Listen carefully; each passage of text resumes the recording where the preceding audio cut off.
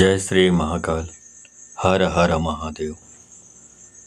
दोस्तों, यदि आपके घर में, आपके जीवन में धन संबंधी समस्या है, धन की समस्या है, एक एक पैसे के मोहताज हैं, एक एक कौड़ी के मोहताज हैं, गरीबी की सी हालत है और बहुत ज़्यादा दयनीय स्थिति है, या आप कर्ज में डूब चुके हैं और उनको वापस करना भी बहुत मुश्किल हो रहा है, तो आप बिल्कुल सही वीडियो पे आए हैं। इस वीडियो में ऐसे उपाय के बारे में, ऐसे मंत्र के बारे में आपको जानकारी दूंगा जो बहुत ही आसान है, बहुत ही सरल है, बिल्कुल भी जटिल नहीं है। इसका इस्तेमाल यदि आप करते हैं तो बहुत जल्दी धन आगमन के ऐसे स्रोत माँ लक्ष्मी की कृपा से बनेगा कि आप हैरान हो जाएंगे, आश्चर्यचकित हो जाएंगे कि ये कैसे हुआ। तो आप इस प्रयोग के बारे में, इस मंत्र के बारे में जानना चाहते हैं तो मेरे इस वीडियो पे बने रहें, और साथ में चैनल पे पहली बार आए हैं तो चैनल को सब्सक्राइब करना ना भूल लें, साथ में बेल आइकन को क्लिक कर लें। बेल आइकन को क्लिक करने के बाद जो ऑल का ऑप्शन आता है उसे भी क्लिक कर लें, जिससे मेरी हर आने वाली वीडियो का नोटिफिकेशन बिल्कुल मुफ्त में आपको प्राप्त होती रहे। आगे बढ़ने से पहले मैं चाहूँगा कि आप कमेंट बॉक्स में जय माँ लक्ष्मी अवश्य लिखें, जिससे माँ लक्ष्मी की कृपा आप पर बननी शुरू हो जाए।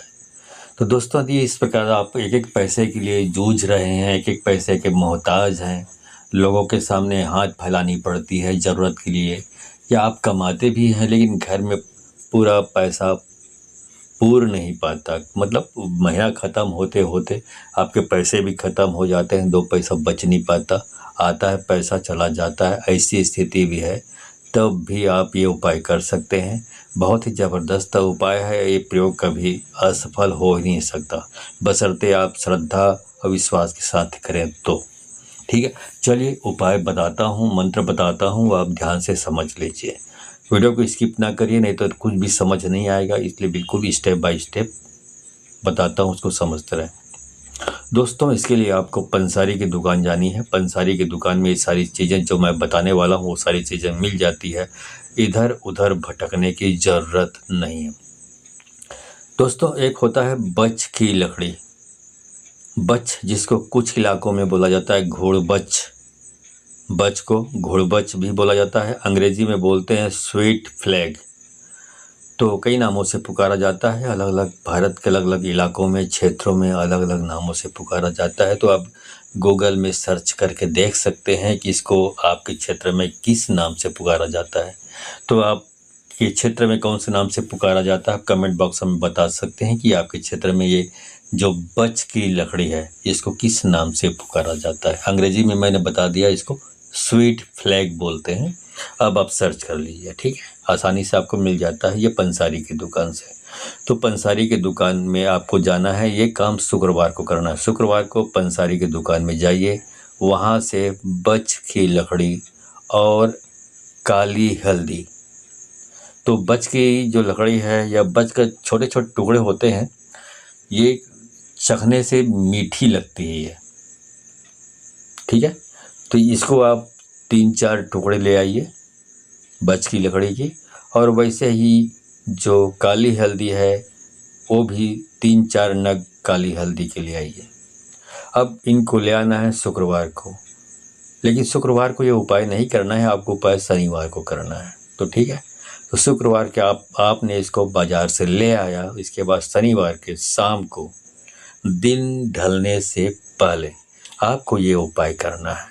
करना क्या है, आपको ये सारी चीज़ें अपने पूजा घर में करना है। यदि आपके घर में पूजा घर नहीं है तो जहाँ भी आप देवी देवताओं को रखते हैं, या जहाँ पे आप अगरबत्ती जलाते हैं, अपनी आराधना करते हैं, पूजा पाठ करते हैं, वही आपके लिए पूजा घर है।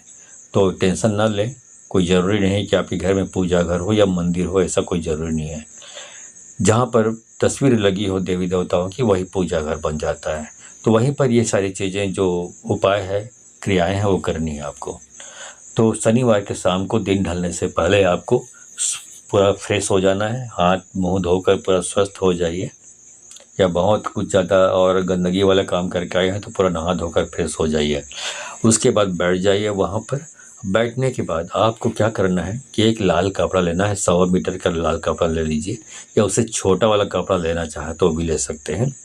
उसके कपड़े के अंदर में, लाल कपड़े के अंदर में आपको बच की लकड़ी जो आप ले गए हैं 3-4 नग, वो है टुकड़ा वो, और काली हल्दी के टुकड़े, जो काली हल्दी जो 3-4 नग है, वो दोनों चीज़ों को लाल कपड़े के अंदर डालकर पोटली बना लें। और अब पोटली बनाने के बाद क्या करना है आपको, उसी पंसारी की दुकान में मिलता है, आपको मिल जाएगा, सूखी लकड़ी भी मिल जाएगा। यदि आपके घर के आसपास नहीं मिलता है तो आम की सूखी लकड़ी, मैंगो आम की सूखी लकड़ी ले आए। यदि आपके यहाँ घर के आसपास अवेलेबल नहीं है, या तो फिर जैसे आजकल के दिन है, जो बरसात के दिन है, तो ये अवेलेबल नहीं हो पाता, तो आप जाकर पंसारी की दुकान से ये आम की सूखी लकड़ी ले आए। उसके बाद तगर, TAGAR, तगर ये ले आए वहाँ से। और उसके बाद आपको क्या करना है, ये सारी चीज़ें उसी दिन ले आना है, शुक्रवार को। अब क्या करना है, आपको हवन सामग्री, जो ये हवन सामग्री है, तगर हवन सामग्री है ये, तो आपको वहाँ मांगेंगे तो दे देगा वो पंसारी की दुकान से। अब उसके बाद क्या करना है, एक हवन, छोटा सा हवन कुंड बना लीजिए। यदि आपके घर में हवन करने के लिए कोई और दूसरी चीज़ें हैं तो उसमें भी हवन कर सकते हैं, या तो थोड़ा सा बना लें हवन सामग्री, हवन करने के लिए कुंड छोटा सा। अब उसमें क्या करना है, आम की लकड़ी को सजा दें। सजाने के बाद उसको घी डालकर उसको आग लगा दें आम के सूखे लकड़ियों में। जब आग जलना शुरू हो जाए तो उसमें फिर ये तगर जो हवन सामग्री है इसको डाल दें, धुआं करें, धुआं निकलेगा उसमें। और जो धुआं है उस पोटली, उसके बाद उस पोटली को रखना अपने हाथ में और धुएं के ऊपर रखना है। मतलब धुआं जो है वो, जो पोटली आपने बनाया हुआ है लाल पोटली, उसके ऊपर पड़ना नहीं चाहिए। उसके बाद कुछ समय तक पड़ने दीजिए तगर का धुआं। उसके बाद नीचे रख दीजिए पोटली को। उसके बाद जो धुआं निकल रहा है, मतलब ये है कि जो हवन सामग्री जिसमें डला है वो ऐसा हो कि जिसको एक जगह से उठाकर दूसरी जगह ले जाया जा सके, ऐसा आपको रखना है। मतलब ज़मीन में ही हवन कुंड बना देते हैं तो उसको तो इधर से उधर ले जाते नहीं बनेगा, लेकिन किसी बर्तन में जो, जिसमें आप यदि हवन कुंड बना लेते हैं, जिसको एक स्थान से दूसरे तरफ ले जाया जाता है, या बहुत आजकल मिट्टी के भी छोटे छोटे आप हवन करने के लिए बनता है मिट्टी का, वैसा बना लें। उसमें पकड़ने का अलग से डंठल भी होता है, हैंडल होता है, तो उसको पकड़ कर फिर आप, ज़्यादा मात्रा में आम की लकड़ी का इस्तेमाल नहीं करना है, क्योंकि आपको बहुत ज़्यादा बड़ा हवन कुंड बनाने की ज़रूरत नहीं है। बहुत बड़ा हवन कुंड नहीं करना है ना, बहुत बड़ा हवन नहीं करना है आपको। तो एक मिट्टी के छोटे मोटे बर्तन आते हैं, हथेली इतना बड़ा, तो उसमें आपको ये सारी चीज़ें डालकर जलानी है। और उसके बाद उसमें हैंडल लगा होता है, उसको हैंडल को पकड़ कर आप जब धुआं निकले तो उसको पूरा अपने घर के चारों तरफ उस धुआं को आपको दिखाना, तगर का धुआं पूरे घर में दिखाना। इससे देवी देवताओं का आकर्षण होता है घर की तरफ, माँ लक्ष्मी का आकर्षण होता है, तो धन आगमन के स्रोत बनने लगते हैं। ये सारी क्रिया करने के बाद फिर वापस वहीं पर आ जाइए जहाँ से आपने शुरू की थी, मतलब देवी देवताओं की जो चित्र है या आपके घर में जो पूजा घर, वहाँ पर आ जाइए। वापस आने के बाद फिर आप एक माला आपको जाप करना है मंत्र का। मंत्र है ओम ह्रीं श्रीं क्रीं लक्ष्मी मम गृहे धन पर्ये पर्ये चिंताए दूरिये दूरिये स्वाहा। ये मंत्र यहाँ पे लिखा हुआ स्क्रीन पे आपको दिखाई देगा। तो इस मंत्र का आपको 108 बार जाप करना है, और जाप करने के बाद फिर आपको उस दिन की क्रिया ख़त्म करनी है। मतलब शनिवार से आपने शुरू की, अब इस तरह से आपको 13 दिन तक लगातार ऐसे ही करना है जो मैंने बताया। 13 दिन के बाद, समाप्त होने के बाद, आप 14वें दिन जो पोटली है, जो लाल पोटली जिसमें आपने बच की लकड़ी और काली हल्दी डाला हुआ है, उसको पूजा घर या जहाँ पे देवी देवता, जहाँ पर आपने क्रिया की है, वहाँ से हटाकर अपने घर की तिजोरी में रख सकते हैं, या तो चाहें तो आप अपनी जेब में रख कर इधर उधर कहीं जाते हैं धंधे के नाम से, बिजनेस के नाम से, तो इसको पकड़ कर आप वहाँ पर भी जा सकते हैं। तो एक बार अवश्य करें, तभी करेंगे तभी आपको एहसास होगा, अनुभव होगा कि मैं जो चीज़ें बताई अभी वो सच है कि नहीं है। करेंगे विश्वास और श्रद्धा से, तभी इसका फल आपको प्राप्त होगा। यदि आप कच्चे मन से करते हैं, मतलब सच्चे मन से नहीं बल्कि कच्चे मन से करते हैं, मतलब अविश्वास के साथ शुरू करते हैं, तो आप इससे फल की उम्मीद ना करें, क्योंकि आपकी जो बीज है अविश्वास की, मतलब किसी पर विश्वास न करने की, जब वही रहेगा तो फिर आप अच्छे से अच्छी उपाय, अच्छे से अच्छा मंत्र भी आपका कोई भला नहीं कर सकता। ठीक है, तो विश्वास और श्रद्धा बहुत अनिवार्य चीज़ है। और दूसरी बात, वीडियो को शेयर करना ना भूलें।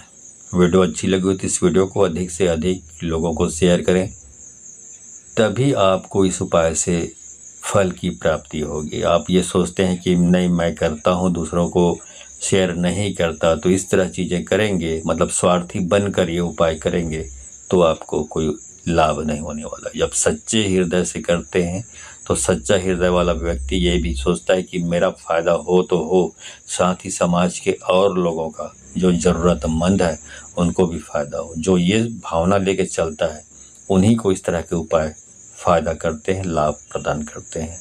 स्वार्थी, कपटी, घमंडी लोगों को इस तरह की चीज़ों से कोई फ़ायदा नहीं होता, क्योंकि वो दूसरों के बारे में नहीं सोचते, सिर्फ अपने बारे में ही सोचते हैं।